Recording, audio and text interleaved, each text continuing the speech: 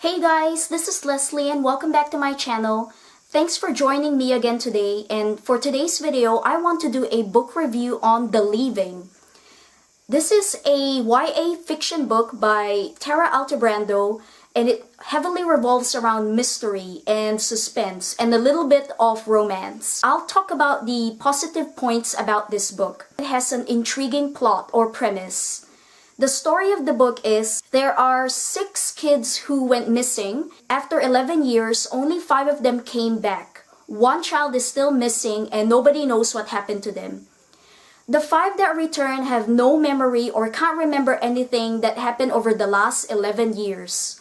They barely recognize their friends and family, and they don't know who they are as people. Right from the bat, I was really interested in the plot and the story, and it's what made me grab this book off the shelves. I really like the cover because it's got 6 swings in it and only 5 are whole and 1 is broken, which represents the 6th child that went missing and hasn't returned.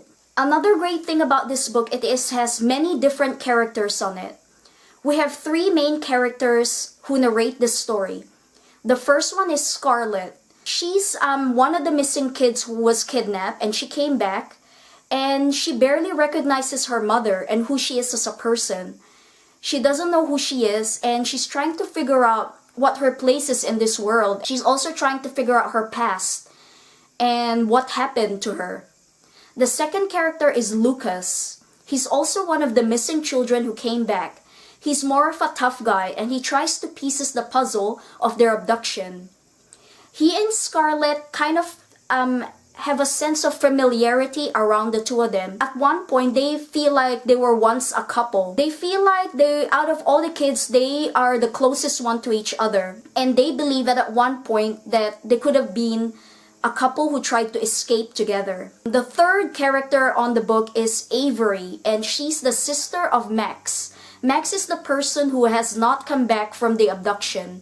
And her narration and her chapters are a refreshing read because it gives the insight of the families who go through the abduction of missing family members or loved ones. While Scarlett and Lucas's chapter are about mystery and solving who they are and the history of their abduction, Avery was about how families deal with grief and loss of a departed love member or family member. Her chapters are always a different one, a different tone, and a different vibe from Scarlett and Lucas. The great thing about this book is that it's very easy to read. It has over 400 pages, so it's not a short read by any means. It's a bit of a long book, but you will find that chapters will fly by very fast. Each chapter is very short. It's only around, the most I would say is 4 pages. And you will find that you will just fly through the book very easily. One of the good things I like about this book, it has a unique style of writing. Especially when we get to Scarlett's chapters. Her point of view is a bit more kind of whimsical and poetic in a way. And sometimes the words are written in a way that reflects her thoughts and emotions. And one of them is like this. So her thoughts reflect the symbols on the page. And especially on things like verbs. So you see this word climbing. It's written as in like in a climbing motion. So I find that really interesting and quite unique to the book that I was reading. Lucas's narration is more direct and straight to the point and more bold, and it's reflected in the style of writing.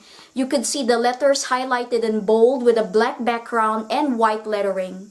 So his is more straightforward and more very direct and in-your-face type of narration. I will talk about the not so good points about this book. One of the annoying things I found about this book is that the story tended to drag on. It tended to go around in circles. For example, when Scarlett and Lucas are investigating of their abduction, when it looks like they're about to get some answers, something will happen that will make them go back to square one again.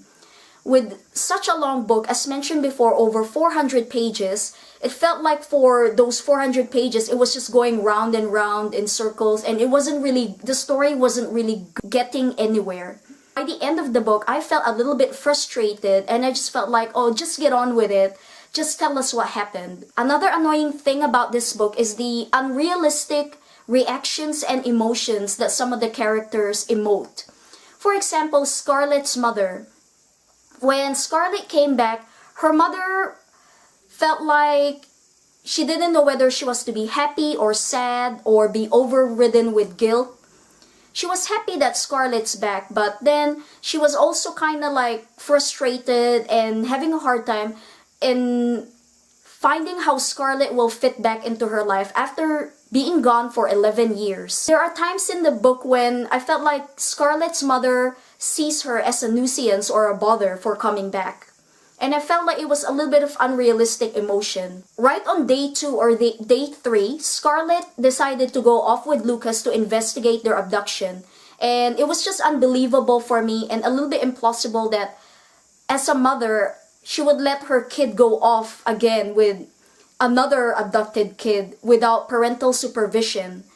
If my child was to be abducted and I didn't see them for 11 years, I saw them again, I will be joined to the hip with my son or my daughter. I wouldn't let them out of my sight. So I find that a little bit unrealistic in this book. The ending was too abrupt and it wasn't really explained very well. It's one of these books that will raise more questions rather than answers. I mean, after reading over 400 pages, we only get a very tiny explanation of the abduction and the reason behind their abduction. The person who was responsible for their abduction wasn't even mentioned in the book until the end. It was a complete random idea and a complete random concept of who this person is. And it was very unexpected. It left a lot of plot holes in the book and in the story. The book felt like it felt short of its potential, and at the end it felt very anticlimactic. Sometimes I feel like the author didn't think through of the ending. There are times when I feel like the ending was too rushed. It felt like the author lost motivation in writing the book and she just wanted to finish it. There were many theories surrounding the abduction, from alien abduction, governmental experiment, or a sick pervert who kidnapped kids. By the end of the book, it didn't really shed any light on the mystery of their abduction. The reader felt like, what? That's it? That's why they were abducted? Another thing that I didn't really like about this story is the attempt of a love triangle or romance. It felt like the emotions were too instant and unrealistic.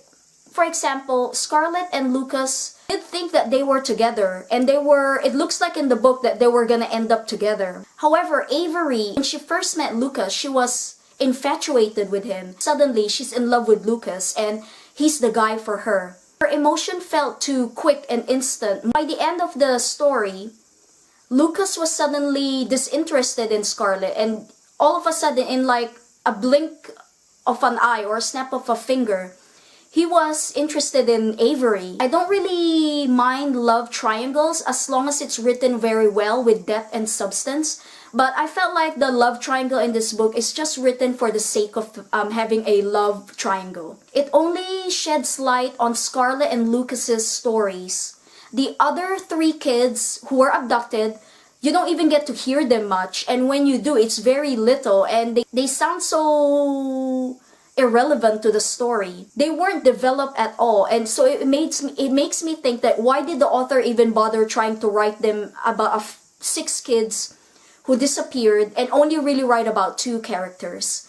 So it felt like they were unnecessary to the story and they were irrelevant and didn't really add anything for the novel. Overall, although there are some points I didn't like about this book, I still think it's worth a read. If you're a person who loves mystery novels and mystery stories, crime and problem solving, then I really recommend that you try this book out. It has a good plot and premise, and I think you should give this book a chance if you're into those type of things. That wraps up my book review for The Leaving. I hope you guys enjoyed it.